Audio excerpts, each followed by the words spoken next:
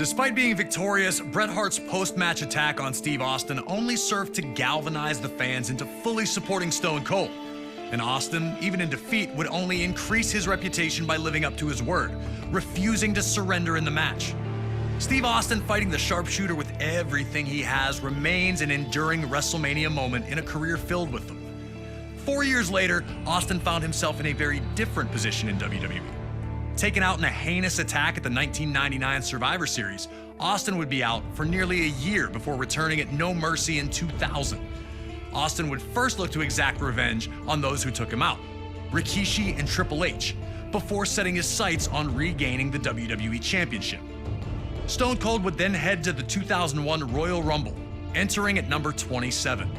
Before he could enter the ring, he'd again be attacked by Triple H, looking to avenge Austin's interference earlier in the night. Austin was in bad shape, but somehow managed to emerge victorious, securing his opportunity to compete for the WWE Championship at WrestleMania 17. Defending against Austin would be The Rock, Austin's main rival for years. The two legends personify the Attitude Era, and had previously met for the WWE Championship in the main event of WrestleMania 15. That night, Stone Cold managed to defeat the corporate champ to regain the championship. On that same night that Rock captured the WWE Championship at No Way Out 2001, Austin would face Triple H in a 3 stages of hell match. Each fall would be held under different rules: a standard match, a street fight, and then a steel cage if necessary. While Austin took the early lead in winning the first fall, he'd lose the next 2 in a heartbreaker to Triple H. The loss shook Austin, who felt the wave of momentum he was riding should have been unstoppable. Heading into WrestleMania, Austin would speak openly about how he didn't just want the win, but that he needed it. I need to beat you, Rock. I need it more than anything that you can ever imagine. When you headline an event, you've got to be on top of your game, be in the best of your game to put on a show and to warrant that main event status. Austin was going to do everything he could to guarantee the nearly 68,000 attending in his home state of Texas would not be disappointed. The People's Champ had other ideas. He had worked hard while Austin was out to establish himself as the man in WWE, and the opportunity to prove his status with this WrestleMania rematch had the Brahma Bull almost bursting at the seams. If anything was for sure, it was that The Rock would do one thing, and one thing only. Just bring it! He'd been through the battles, he'd come into his own, nothing was handed to him, he earned it all, and he turned himself into the most electrifying man in sports entertainment. At no point in time in wrestling history were 2 stars, 2 wrestlers, as hot as both I was and The Rock was. It's hard to explain why we're such good opponents. We just were. So now it's time for you to head into one of the biggest WrestleManias of all time, WrestleMania 17 in 2001. A night that serves as the pinnacle of the Attitude Era's excellence, with its 2 biggest names doing battle once again. Are you ready to open up a can on The Rock? Or will you find out that going one-on-one with the Great One isn't the electrifying opportunity it appears to be?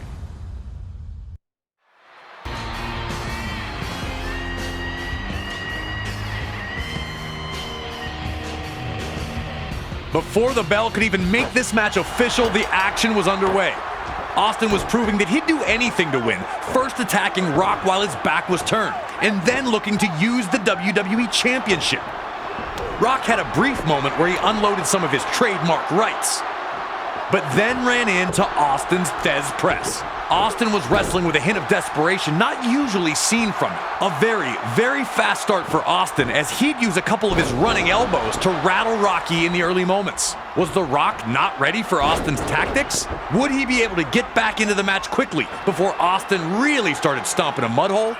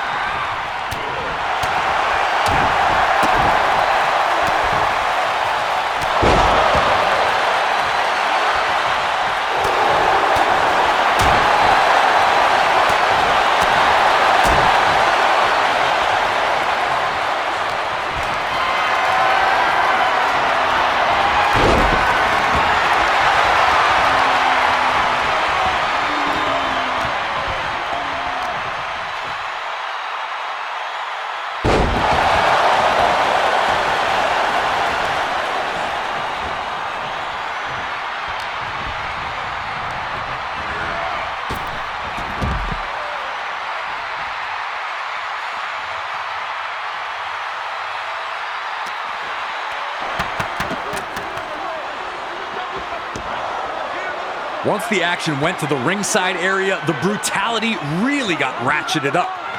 Rock used the announce table and timekeeper's table to his advantage.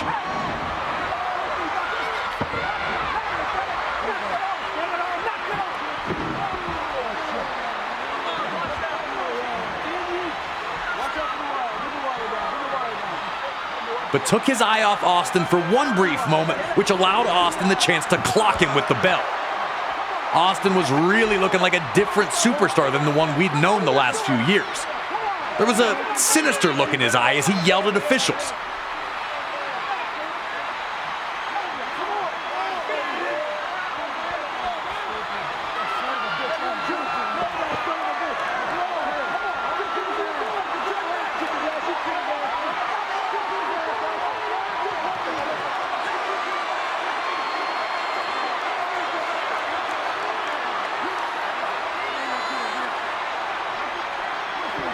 A more deliberate approach as he threw heavy rights at The Rock, who stumbled all over trying to stay on his feet.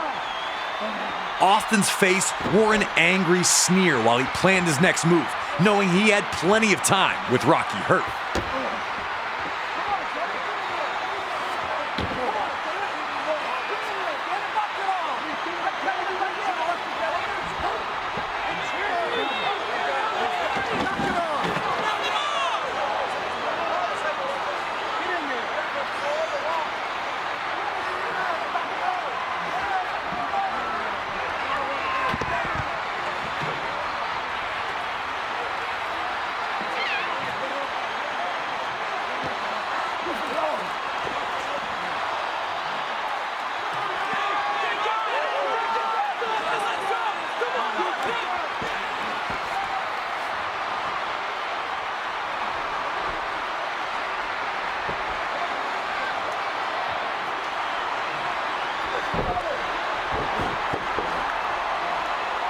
Back in the ring, Austin continued a methodical, brutal beatdown to the People's Champion.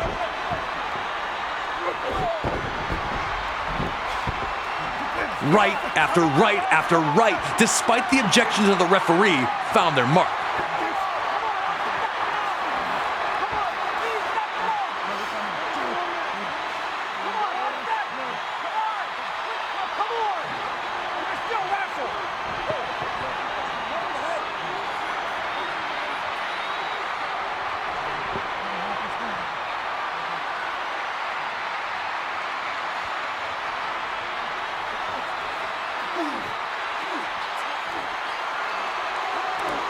Even when Rock was able to land a few strikes of his own, Austin immediately cut off his offensive surge.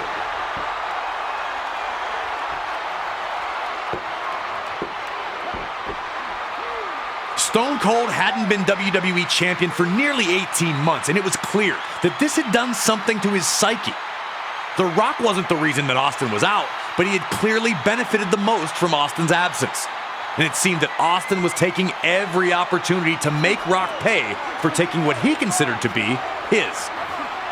Did The Rock really underestimate what kind of match this was going to be? Had he considered Austin to be a friend? Did he not take Austin's words at face value? For a little bit there, it looked like Austin had completely overwhelmed The Rock.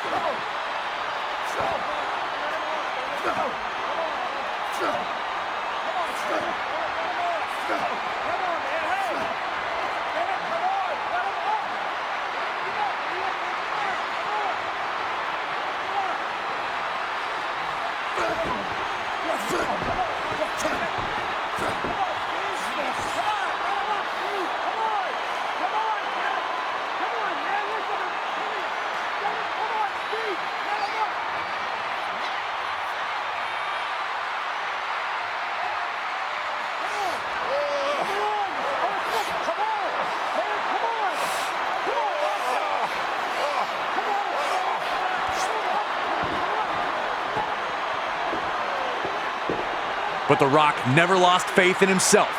He took advantage of Austin backing off and clotheslined his way back into the match.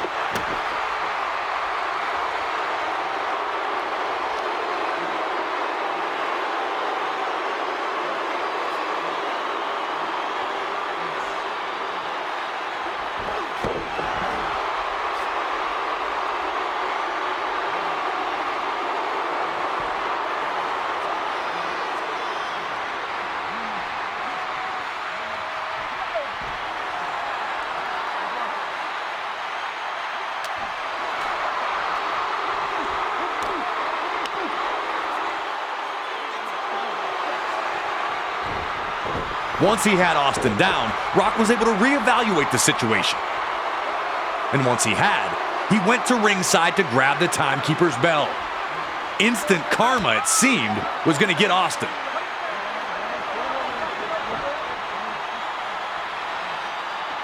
Now it was The Rock who was going to find an angrier, meaner place inside. And it was The Rock who was going to make Stone Cold Steve Austin suffer. With no rules to hold them back, the Brahma Bull and the Rattlesnake were going to throw absolutely everything at each other, with the dream of leaving WrestleMania 17 as WWE Champion.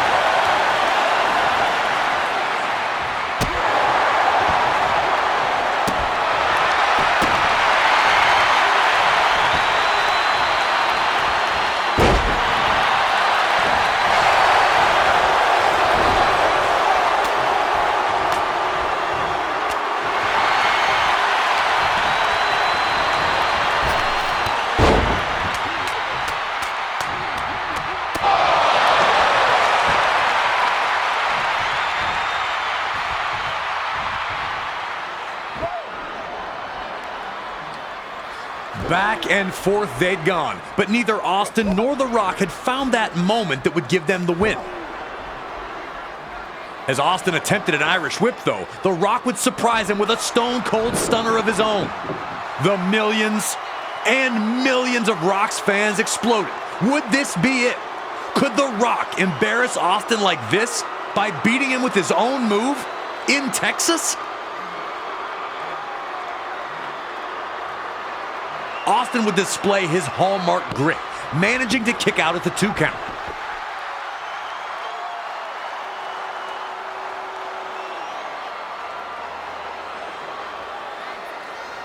And while the 2 men laid on the mat, trying to find the spark to get back to their feet, Mr. McMahon would make his entrance.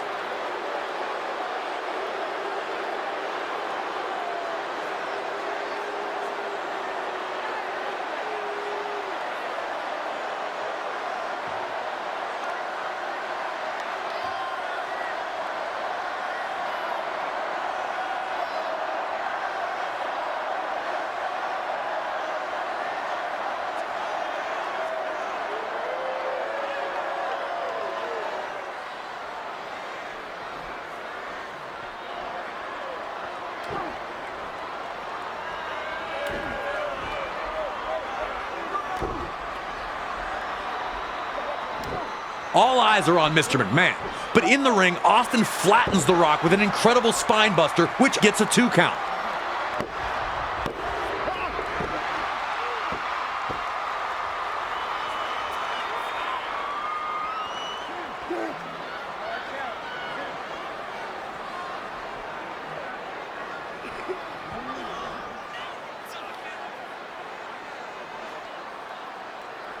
Caught up in his frustration, Austin blindly rushes at Rock, who now flattens Austin with his spine buster.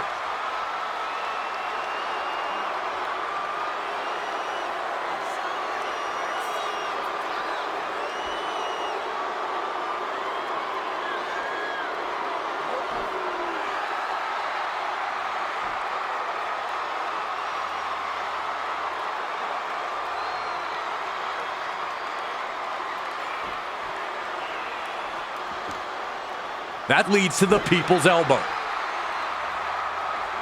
But when Rock covers Austin, Mr. McMahon breaks up the pin. That's right, Mr. McMahon helped Stone Cold Steve Austin. To this day, I cannot believe I ever saw that happen. The look on The Rock's face is pretty much the look that I had. What the hell? Rock's anger raged over, and he made a huge mistake in forgetting about Austin in hopes of laying the smackdown on Mr. McMahon, which led to him running straight into a Stone Cold version of the Rock Bottom. Mr. McMahon had turned the match on its head, and Stone Cold Steve Austin looked ready to strike and finish his quest of regaining the WWE Championship under some unthinkable circumstances.